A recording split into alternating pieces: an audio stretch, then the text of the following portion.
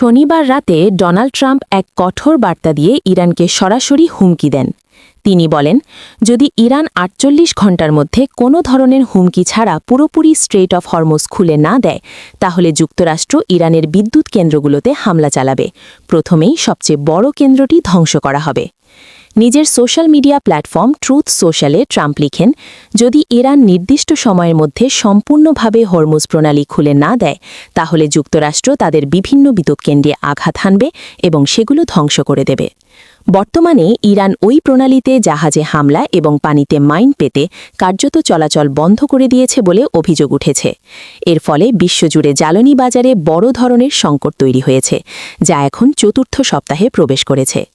Hormuz প্রণালী বিশ্বের অন্যতম গুরুত্বপূর্ণ বাণিজ্য পথ।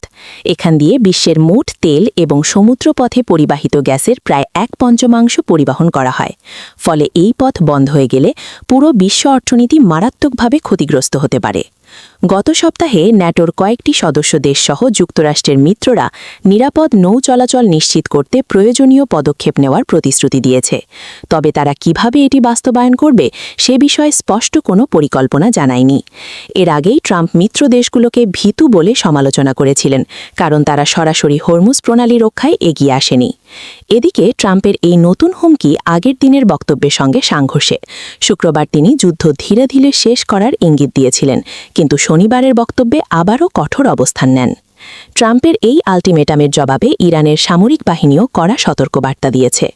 ইরানের সামরিক কমান্ড খাতাম আল আনবিয়া সেন্ট্রাল হেডকোয়ার্টার্স জানায়, যদি তাদের জ্বালানি ও অবকাঠামোতে কোনো হামলা করা হয়, তাহলে তারা যুক্তরাষ্ট্র ও অঞ্চলে থাকে তাদের মিত্রদের জ্বালানি, তথ্য প্রযুক্তি এবং পানি শোধনাগার সহ গুরুত্বপূর্ণ স্থাপনাগুলোকে লক্ষ্যবস্তু করবে। এই পরিস্থিতিতে মধ্যপ্রাচ্যে উত্তেজনা আরও বাড়ছে, যা যে কোনো সময় বড় ধরনের সংঘাতে রূপ নিতে পারে।